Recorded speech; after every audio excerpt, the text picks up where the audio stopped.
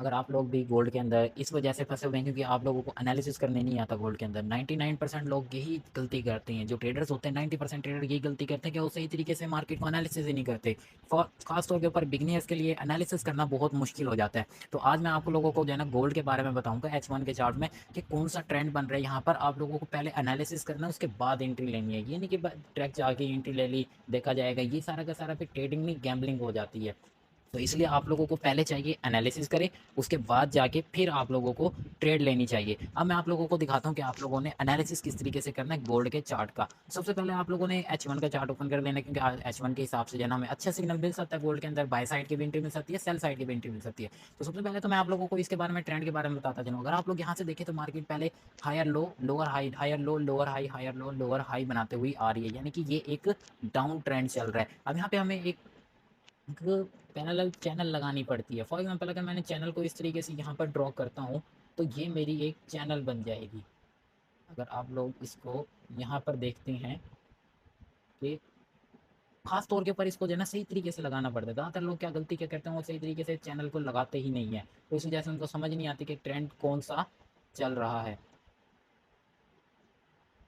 अब ये देखिए, ये चैनल जो है ना ये बिल्कुल गलत लगी हुई है। ज़्यादातर लोग ऐसे चैनल लगा देते हैं। तो हमने क्या करना है, हमने सिंपली जाना है दोबारा से इसको यहाँ से ड्रॉ करके इस तरीके से इसके लो के ऊपर लगाना है और यहाँ से इसके हाई के पास रखना है और इसको थोड़ा सा बड़ा कर देना है। अब यहाँ पर देखिए ये एक पैरेलल चैनल बनी हुई है। अब यहाँ पर क्या हो रहा है, मार्केट लोअर कर रही है, फिर अपना हाईएस्ट एरिया कर रही है, फिर लोअर पे आ रही है, फिर हाई पे जाके दोबारा से कंसोलिडेट कर रही है, जो कि एक डाउन ट्रेंड का इशारा दे रही है कि मार्केट गिरती हुई आ रही है, ना कि दोबारा रिवर्स होकर दोबारा मार्केट ऊपर वाली साइड पर जाएगी। तो आप लोगों को इस तरीके से इसकी चैनल बनानी चाहिए। अब यहाँ पे खास तौर पे आप लोगों को देखो कि अगर हम यहाँ पे एक ट्रेंड लाइन ड्रॉ करते हैं, अगर आप ये एरिया देखें तो ये एरिया पहले ही सपोर्ट बनता था, ठीक है, जो कि मार्केट ने ब्रेक कर दिया। उसके बाद क्या हुआ कि इस लेवल को हम बॉस लेवल का नाम देती हैं। जैसे मैं यहाँ पे लिख देता हूँ, ठीक है। तो ये हमारा क्या होगा, बॉस लेवल होगा, यानी कि ये वो लेवल होता है जहाँ से मार्केट सपोर्ट होते हैं, जहाँ से मार्केट उसको ब्रेक करके डाउन साइड पर आ जाती है और दोबारा से रिवर्स करके उसी के हाई को तोड़ देती है। अब हुआ क्या कि मार्केट ने यहाँ से इसको ब्रेक करा। ब्रेक करने के बाद क्या हुआ कि मार्केट ने इधर से इसकी लिक्विडिटी सारी की सारी उठा ली, यानी कि यहाँ पे सारा का सारा क्या था, लिक्विडिटी स्वैप करी। ये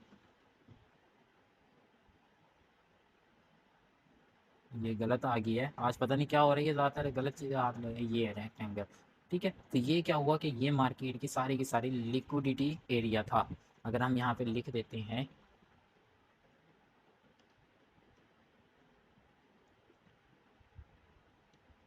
ये शॉर्ट फॉर्म में हमने लिख दिया, बस इंग्लिश हमारी खास इतनी नहीं है। तो अब यहाँ पे देखें, ये सारा का सारा लिक्विडिटी का एरिया। लिक्विडिटी होने के बाद क्या करा मार्केट ने, वहीं से डाउन आ गई, यानी कि गिर गया। उसके बाद जो हम सेकंड लेवल देखते हैं, सेकंड लेवल हमारा ये लेवल बनता है गोल्ड का।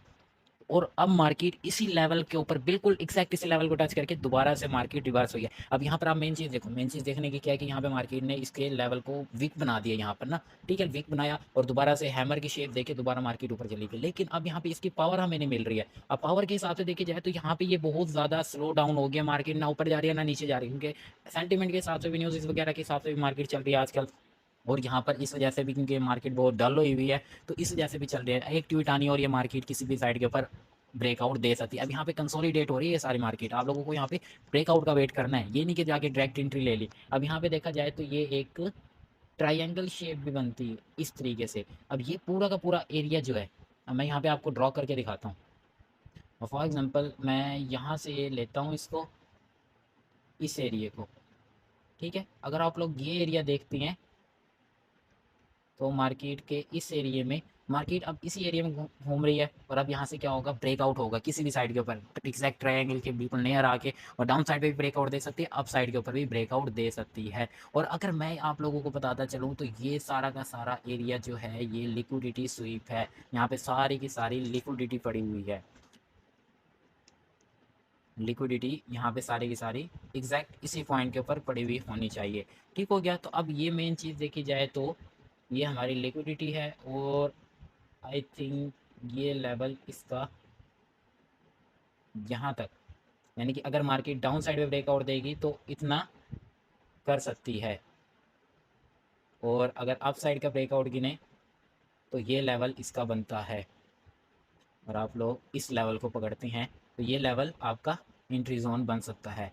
मार्केट अप साइड के ऊपर यहाँ तक आ सकती है, ठीक हो गया, ब्रेकआउट देने के बाद, या तो डाउन साइड के ऊपर इस एरिया तक आ सकती है। लेकिन अगर यहाँ पे फेक ब्रेकआउट हुआ तो मार्केट इसी लिक्विडिटी को क्रैप करके वापस से रिवर्स हो जाएगी। स्मार्ट मनी ज़्यादातर इंटर भी इसी साइड पर होगी, क्योंकि अब यहाँ पे मेन चीज़ यही है ना कि गोल्ड हर फ्राइडे जो है ना अप साइड पर क्लोजिंग देता है, तो ज़्यादातर चांस क्या मार्केट अप साइड पर ही जाएगी। तो आपने सिंपल करना क्या है, आपने बैक वाली रेजिस्टेंस देखनी है। जैसे ये जो है ना, ये सपोर्ट इसकी बनती है, अगर मैं आपको यहाँ पे ड्रॉ करके दिखाऊं, ये लेवल इसका सपोर्ट लेवल बनता है। तो एग्जैक्ट उसी एरिया के अंदर सारी लिक्विडिटी पड़ी हुई है, तो आपका स्टॉप जो है इससे नीचे जाना चाहिए, यानी कि इस लिक्विडिटी से थोड़ा सा नीचे। और आपको बाय साइड की एंट्री प्रेफर करता हूँ मैं, क्योंकि बाय साइड की एंट्री के अंदर एग्जैक्ट अगर आप लोगों की सही तरीके से लगी और सेंटीमेंट के हिसाब से भी जो न्यूज़ आ रही हैं उस हिसाब से भी अप साइड पर जाने के चांसेस ज़्यादा है। तो आप लोगों ने लार्ज की पोजीशन लेनी है, अप साइड की लेनी है, ना कि डाउन साइड की पोजीशन। और अपना टीपी जो है एटलीस्ट यहाँ तक रखना है। तो ये आपकी ट्रेड होगी, एग्जैक्ट आपने इस पॉइंट पे ट्रेड लेनी है।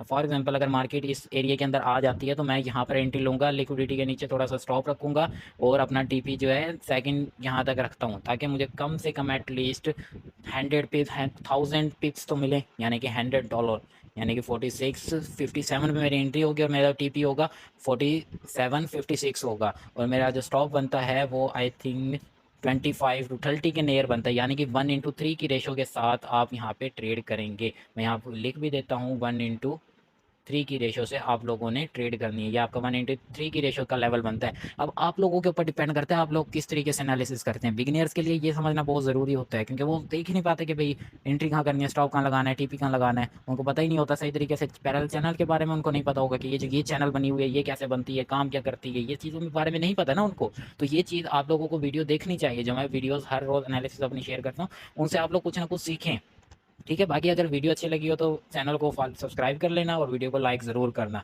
मिलते हैं नेक्स्ट वीडियो में।